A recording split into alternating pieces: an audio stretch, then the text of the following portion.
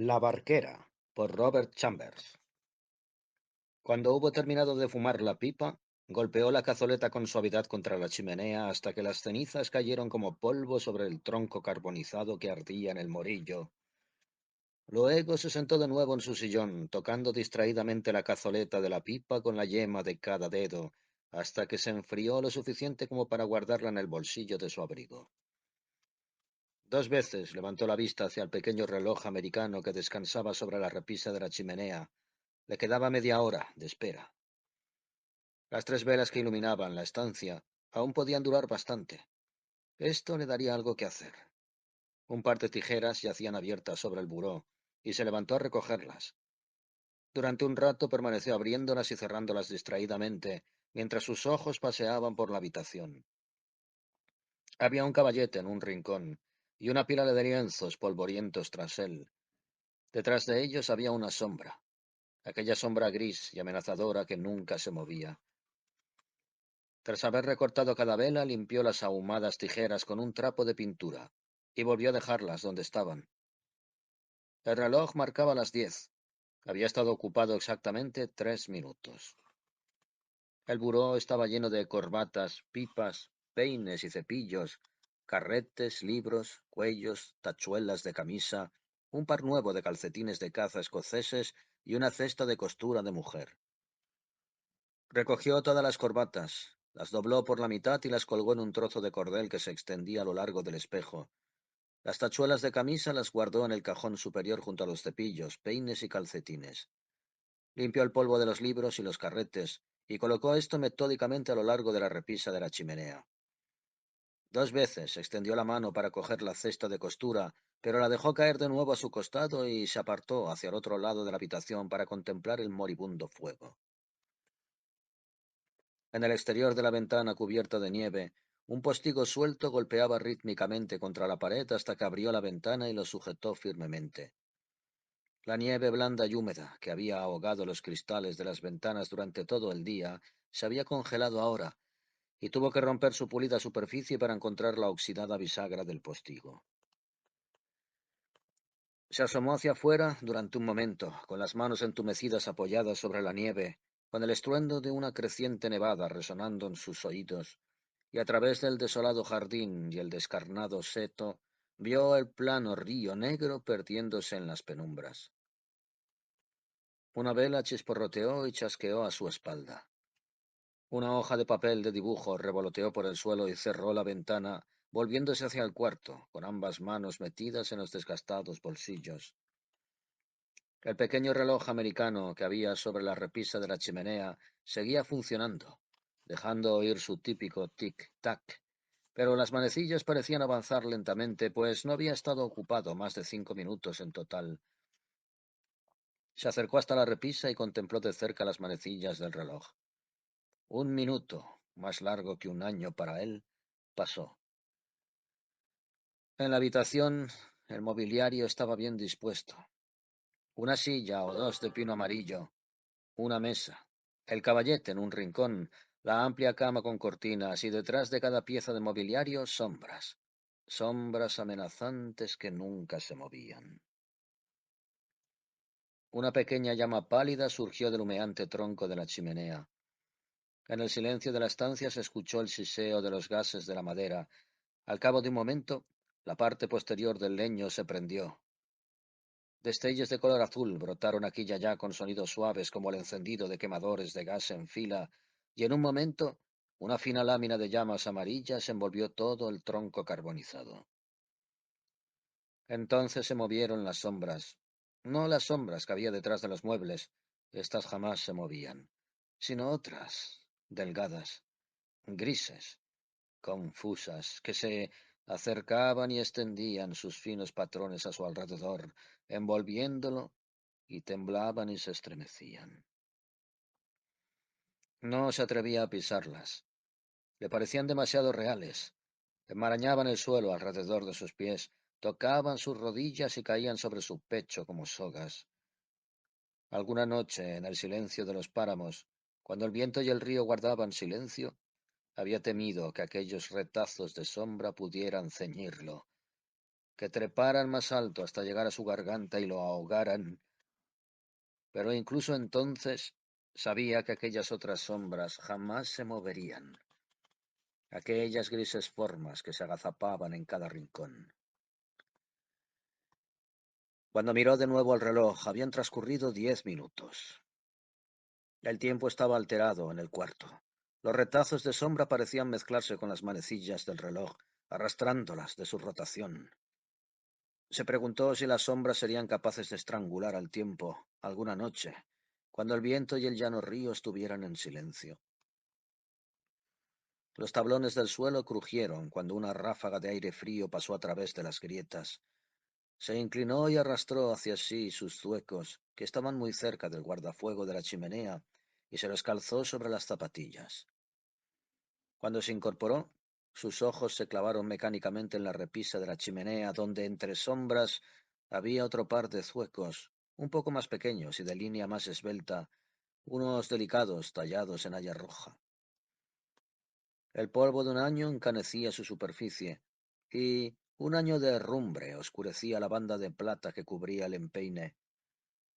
Se dijo esto a sí mismo en voz alta, sabiendo que faltaban pocos minutos para que se cumpliese el año.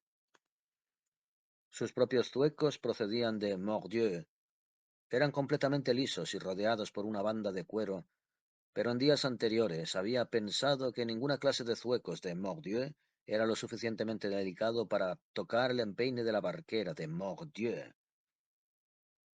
Así mandó a buscarlos al faro de la costa, y ellos a Lorient, donde las mujeres son coquetas y muestran sus cabellos bajo la cofia y usan zuecos refinados, y en aquella ciudad donde la vanidad corrompe y hay mucho encaje en las cofias y escotes, se encontró un par de delicados zuecos ceñidos por banda de plata y tallados en haya roja. En aquel momento los zuecos se hallaban sobre la repisa de la chimenea, polvorientos y deslucidos. Sonó un ruido suave en la ventana. Era el blando murmullo de la nieve que tocaba los cristales. El viento también susurraba algo bajo los aleros del tejado. Muy pronto empezaría a murmurarle desde la chimenea, lo sabía, por lo que se llevó ambas manos a los oídos y miró el reloj. En la aldea de Mordieu, las ventanas cantan todo el día los secretos del mar, pero por las noches, los espectros de los pajarillos grises llenan las ramas de los árboles, cantando a la luz del sol de años pasados. Escuchó la canción mientras se sentaba y se tapó los oídos con ambas manos, pero los pájaros grises se unieron al viento de la chimenea, y así oyó todo lo que no se atrevía a escuchar, y pensó en todo cuanto no se atrevía a meditar, a la vez que unas súbitas lágrimas le quemaban los ojos. En Mordieu, las noches son más largas que en ningún otro lugar de la tierra. Él lo sabía. ¿Cómo no iba a saberlo? Había sido así durante un año. Antes había sido diferente. Hubo antes tantas cosas diferentes. Días y noches entonces se esfumaban como si fueran minutos. Los pinos no cantaban los secretos del mar, y los pájaros grises aún no habían llegado a Mordieu. Y también estaba Jeanne, la barquera de Carme. Cuando la vio por primera vez, ella estaba impulsando el ferry esquife que iba desde Carme a Mordieu, con la roja falda ondulando por debajo de la rodilla. La próxima vez que la vio, tuvo que llamarla desde el otro lado del plácido río. ¡Eh! ¡Barquera!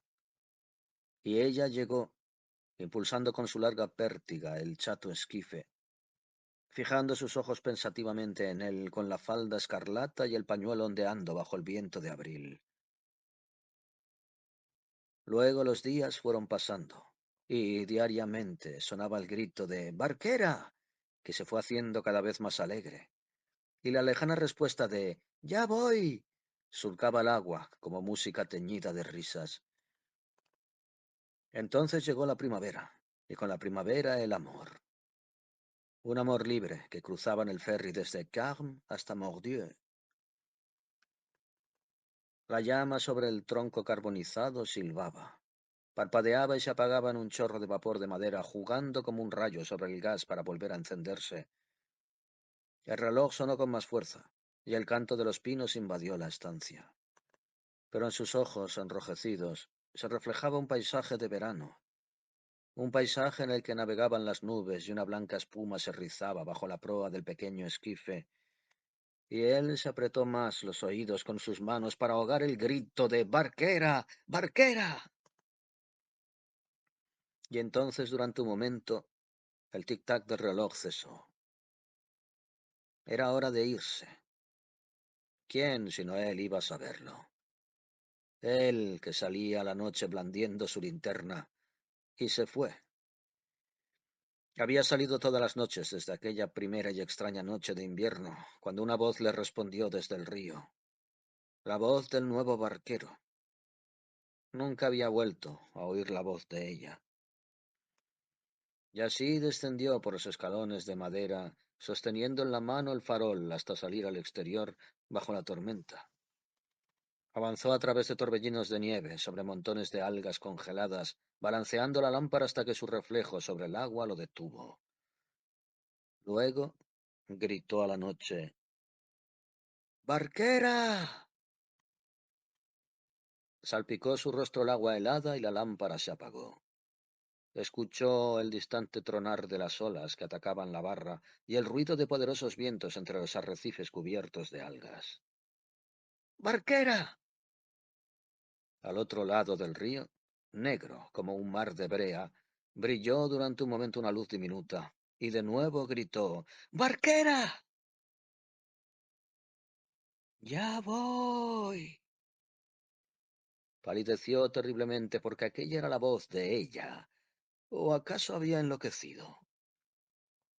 Saltó al interior de la helada corriente hundiéndose en ella hasta la cintura y gritó otra vez, pero su voz se quebró en un sollozo. Lentamente, destacándose entre la niebla, el esquife tomó forma, acercándose más y más. Pero ella no blandía la larga pértiga. Él se dio cuenta inmediatamente. Allí había un hombre alto y delgado, y cubierto hasta los ojos por un traje de tela encerada, y saltó a bordo, y apremió al barquero para que se diera prisa. En medio del río se puso de pie y gritó: «¡Jean!». Pero el rugir de la tormenta y el crujido de las olas heladas ahogaron su voz. Sin embargo, la oyó otra vez, y ella lo llamó por su nombre. Cuando finalmente el esquife tocó tierra, encendió de nuevo la lámpara y, temblando, corrió, tropezando por entre las rocas, llamándola como si su voz pudiese silenciar aquella otra voz que había hablado aquella misma noche hacía un año. No pudo lograrlo. Se dejó caer de rodillas, temblando, y miró hacia la oscuridad, donde el océano rugía al mundo. Entonces se movieron sus rígidos labios y repitió el nombre de ella, pero la mano del barquero se apoyó suavemente sobre su cabeza. Y cuando alzó los ojos, vio que el barquero era la muerte.